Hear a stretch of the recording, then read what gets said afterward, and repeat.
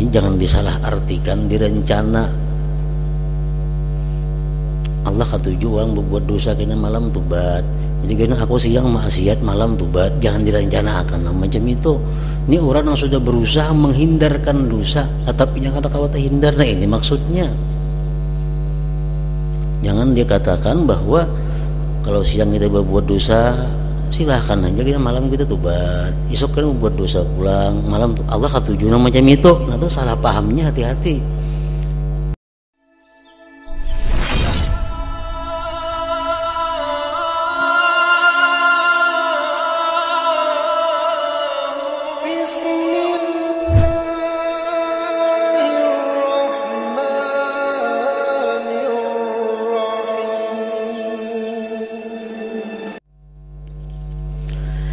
Janganlah Anda meremehkan dosa sekecil apapun, lalu menganggap diri sebagai seorang yang bertobat, padahal sebenarnya Anda terus-menerus berbuat dosa.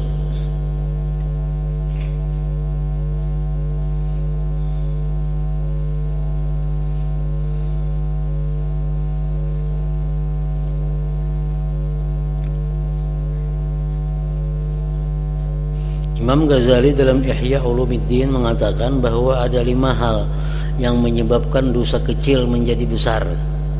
Salah satunya meremehkan. Meremehkan. Dosa itu sebenarnya dosa kecil, tapi karena diremehkan menjadi dosa besar.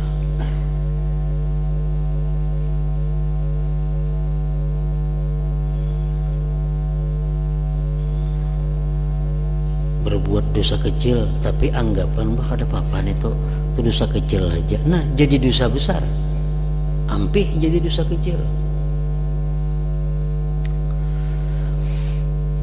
Janganlah Anda meremehkan dosa sekecil apapun,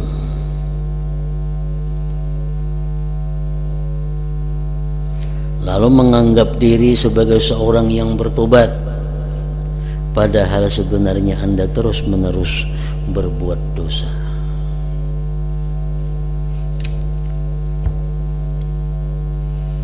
Jadi jangan menganggap remeh dosa kecil, dan jangan menganggap remeh perbuatan taat walaupun itu kelihatannya kecil juga. Kenapa? Karena sekecil apapun dosa itu di akhirat kayaknya kita akan berusaha menjauhkannya daripada diri kita, tapi kada kawa. Sekecil apapun taat, kita pasti ingin meraihnya di akhirat kayaknya. Kenapa? Karena di situ ditimbang.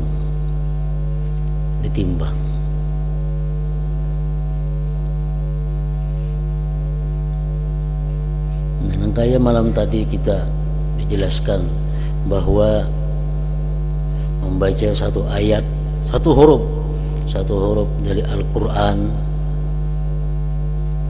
di waktu berdiri sembahyang itu akan diberi pahala 100 lipat ganda.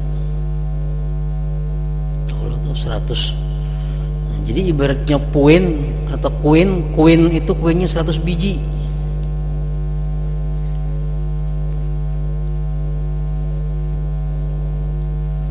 Nah, kalau kita memahami apa yang kita baca dari Al-Quran itu, maka satu hurufnya kada 100 lagi, jadi 700. Asalkan kita membaca Al-Quran dalam sembahyang berdiri. Fatihah contohnya, kita membaca satu huruf Fatihah itu, kalau kita dalam keadaan sembahyang berdiri baca sehuruf dapat 100 koin. Tapi kalau kita paham dapat 700. Banyak banget 700 itu. Baru kayak duit pirak itu 700 putih namanya. Nah, ini sangat diperlukan bagi kita di akhirat. Jadi jangan dianggap enteng. Misal kita anggap enteng membaca Quran biasa aja. Jangan, baik kita bagi sedikit, tapi kita kalau memahami. Kenapa? Gandanya luar biasa. Coba 100 Kalau kita paham, tahu artinya, maknanya, nilainya jadi 700. Nah, gunanya itu untuk di akhirat, karena kita memerlukan koin-koin taat ini sebanyak mungkin untuk meimbangi dosa-dosa yang kita lakukan dalam dunia. Kan ditimbang, amal dosa ini buat sini, amal dosa kita buat sini, amal dosa kita buat sebelah kiri, dosa kita ini buat sebelah kiri, akhirnya hibak lawan dosa. Amal baik kita mana? Nah, dikumpulkan juga, hendak ke sebelah kanan, hendak ke sebelah kanan amal baik kita, ditimbang kayaknya mana beratnya. Nah, jadi sekecil apapun amal kebaikan itu, kalau nang baik ini menang, kita ke surga. Kalau amal jahat ini menang walaupun sedikit, menangnya ke neraka. Kalau sama, itu menunggu pertimbangan Allah.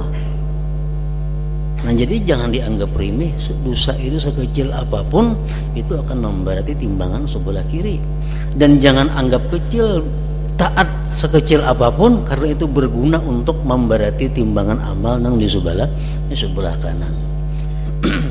Apa susahnya? Apa ngalihnya kalau kita hakun mencari ibadah nang berlipat ganda itu?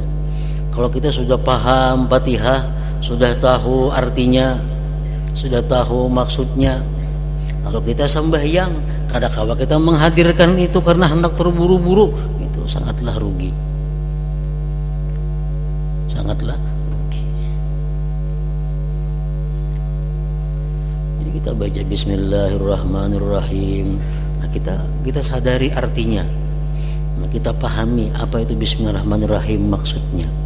Dalam sembahyang kita berdiri itu dapat 700 nilainya. Ada sedikit 700 kali dosa, maka hanya sama itu. Kita berbuat dosa 700. Nah, itu sama lawan itu beratnya kayaknya. Kalau kita berbuat dosa kayak sampai 700, berat kebaikan, nah selamat kita. Nah, jadi janganlah Anda meremehkan dosa sekecil apapun, kalau menganggap diri sebagai seseorang yang bertobat, padahal sebenarnya Anda terus-menerus berbuat dosa. Aku pernah menerima keterangan, ujar Imam Ghazali, aku pernah menerima keterangan dari Kahmas Ibn al-Hasan al-Basri. Beliau bin Hasan al-Basri, beliau berkata, aku telah berbuat dosa sekali, lalu karena dosa itu aku menangis selama 40 tahun. Berbuat dosa sekali 40 tahun menyesali dosa itu. Ada yang bertanya, dosa apakah itu? Apa gerang dosanya? Wahai hamba Allah, Kahmas menjawab, pernah aku dikunjungi saudaraku sesama muslim. Kemudian demi saudaraku itu aku membeli ikan untuk ia makan. Sesudah itu aku bangkit menuju ke pagar tetangga, mengambil segenggam tanah buat membasuh tangan saudaraku itu. Yang dahulu kan ada tisu. Ada tisu, ini kan tisu ada yang mbah makan tuh dilap. Ada dahulu ada tanah. Jadi mbah makan tuntung lapnya itu tanah, tangan dikacaukan ke tanah supaya hilang lamak-lamak bekas makanan itu. Nah, Kahmas ini kebetulan mengambil tanah ampun tetangga sagenggam. Dan itu sih merasa satu dosa. Jelas itu memang dosa, mengambil penurang. Nah, Sidin menyesali dosa itu sampai 40 tahun.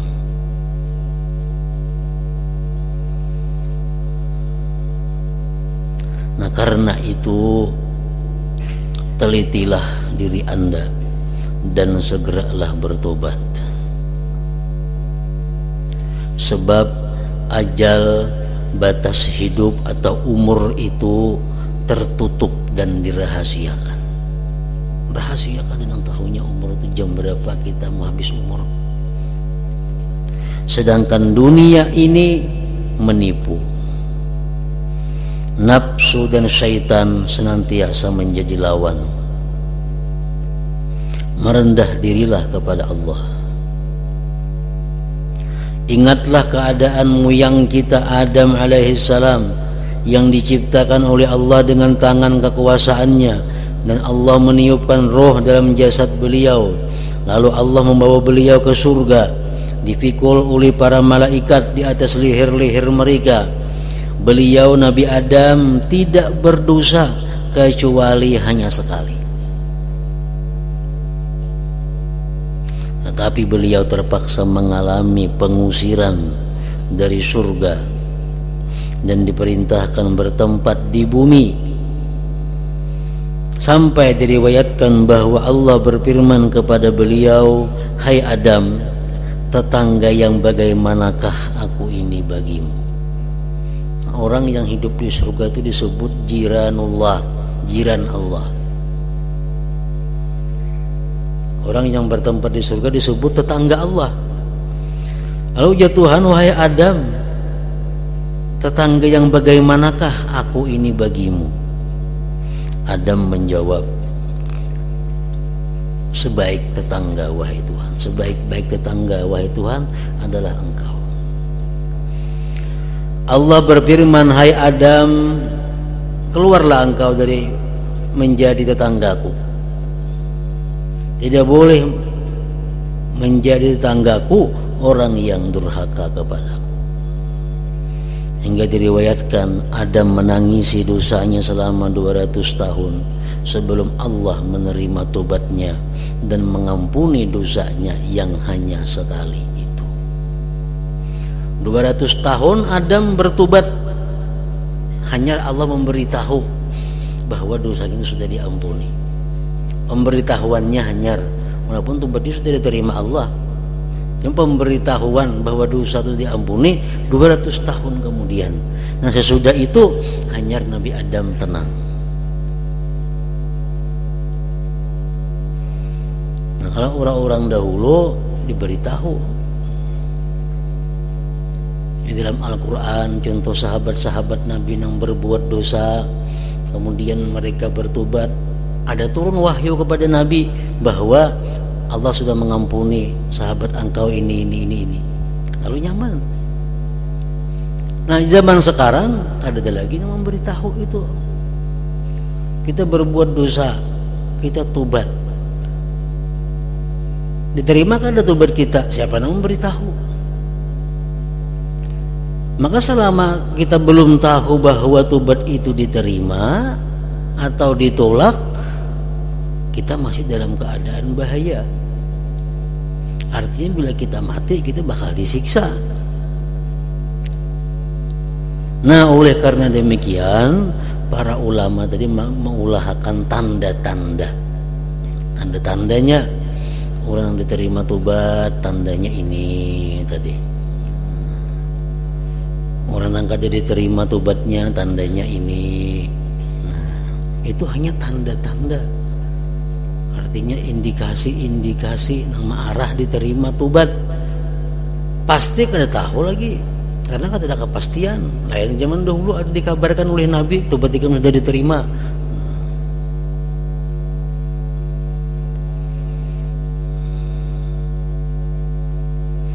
Ya Nabi Adam sudah diberitahu.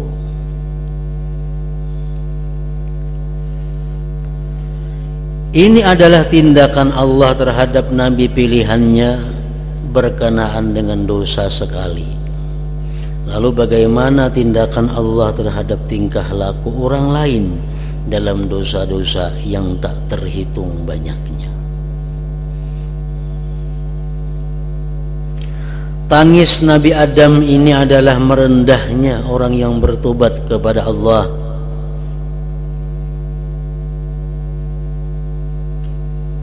Lantas bagaimana tindakan Allah terhadap orang yang terus-menerus menyeleweng?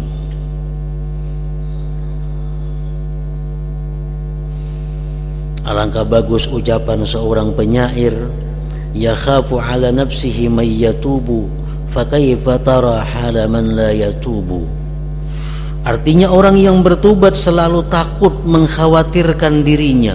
Orang tuh sudah tobat tetap punya takut, tetap punya khawatir, tobatnya diterimakah kadakah, diterima kadakah.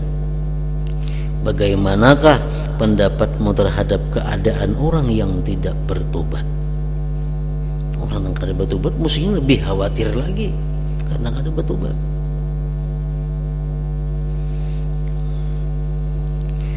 Jika Anda bertobat lalu merusak tobat Anda dan kembali kepada dosa lagi, maka segeralah kembali kepada tobat.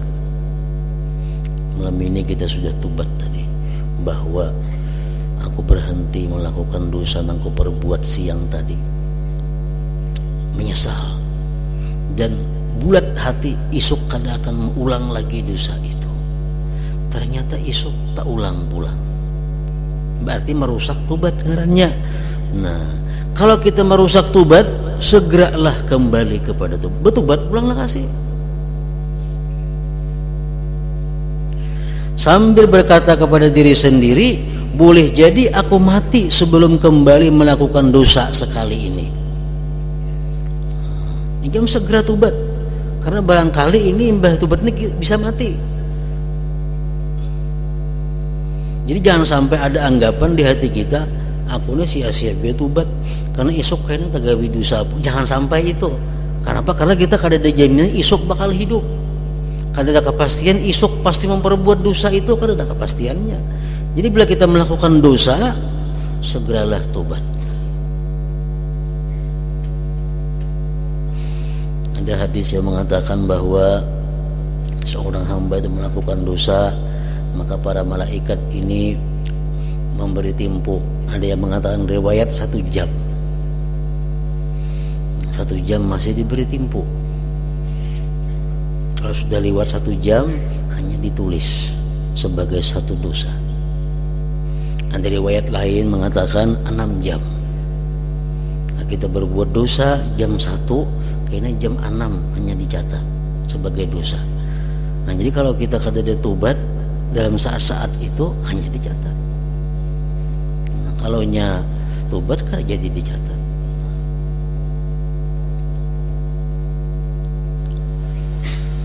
Begitu pula nanti kembali berdosa untuk yang ketiga dan keempat kali, bertobat pulang. Sebagaimana Anda membuat dosa dan kembali berdosa sebagai pekerjaan tertentu, maka jadikanlah juga tobat dan kembali bertobat sebagai pekerjaan tertentu. Kalau tiap hari kita berbuat dosa, maka bertobat pun hendaknya setiap hari.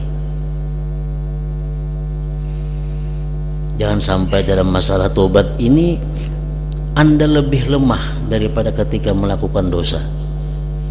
Jangan Anda berputus asa, dan jangan memberi kesempatan syaitan menghalangi Anda dari bertobat. Anda merusak tobat demi membiasakan bertobat, itu merupakan pertanda baik. Artinya kalau kita nih bertobat sudah malam ini, bujur-bujur tobat sudah malam ini, esok kita kada mampu menghindari dosa, berbuat pulang dosa. Karena malamnya tobat pulang, esok kada mampu pulang, tak buat pulang dosa. Tobat pulang kaina, kayak itu aja gawian. Ini pertanda baik. Tidakkah Anda pernah mendengar sabda Nabi sallallahu alaihi wasallam, khiyarukum kullu mutafattinin tawwab. Khiyarukum kullu mutafattinin tawwab. Artinya yang paling baik di antara kalian adalah orang yang selalu terkena fitnah. Maksudnya selalu berbuat dosa, lagi pula senantiasa bertobat. Maksudnya sering dicoba berbuat dosa, lalu banyak bertobat kepada Allah dan kembali kepadanya dengan menyesal dan memohon ampunan. Dan kita manusia ini la haula wala quwata illa billah. Manusia tidak ada daya upaya. Bagaimanapun kita menghindar dari satu dosa, kalau Allah sudah menetapkan kita berbuat dosa, dosa akan kita perbuat. Itu kita yakini, kita imani demikian. Nah, malam ini kita sudah bulat bahwa esok kada akan berbuat dosa. Sudah tobat. Tapi esok hari Siapa yang kau menjamin? Kalau takdirnya memang kita berbuat dosa, kita berbuat dosa pulang. Nah, malamnya tobat lagi pulang. Esok kayak itu pulang, malamnya tobat pulang. Nah, itu Allah sangat suka kepada manusia yang seperti itu. Ini jangan disalah artikan, direncana. Allah katuju orang berbuat dosa kena malam tobat. Jadi kena aku siang maksiat malam tobat, jangan direncanakan macam itu. Ini orang yang sudah berusaha menghindarkan dosa, tetapi jangan ada kata hindar. Nah, ini maksudnya. Jangan dia katakan bahwa kalau siang kita berbuat dosa, silahkan aja kita malam kita tobat. Esok kan membuat dosa pulang, malam Allah katuju macam itu. Nah, itu salah pahamnya, hati-hati. Bila salah paham itu kita menyuruh orang berbuat dosa di siang hari, malamnya kita tobat, esok berbuat dosa pulang. Nang dimaksudkan sini mutafattinin, orang nang terfitnah. Artinya ini kada kau menghindar lagi. Pada kada ada perencanaan untuk berbuat dosa di siang hari. Sedikit pun kada ada rencana berbuat dosa, tapi tak berbuat dosa. Nah, itu maksudnya. Ingatlah firman Allah Ta'ala, wa may ya'mal su'an aw yadhlim nafsah thumma yastaghfirillah yajidillaha ghafurar rahima. Artinya barang siapa berbuat jelek atau menganiaya diri sendiri kemudian memohon ampun kepada Allah, maka ia bakal menemukan Allah sebagai zat yang agung ampunannya, lagi maha pengasih kepada hambanya. Jadi wa may ya'mal su'an, barang siapa berbuat kejahatan atau menganiaya diri sendiri, menzalim diri sendiri. Orang yang berbuat dosa itu orang yang menzalim dirinya sendiri, orang yang bakal menganiaya dirinya sendiri. Tsumma yastaghfirillah, kemudian dia minta ampun kepada Allah, yajidillaha ghafurar rahima, maka ia bakal menemukan Allah sebagai zat yang agung ampunannya, lagi maha pengasih kepada hambanya. Wabillahi taufiq.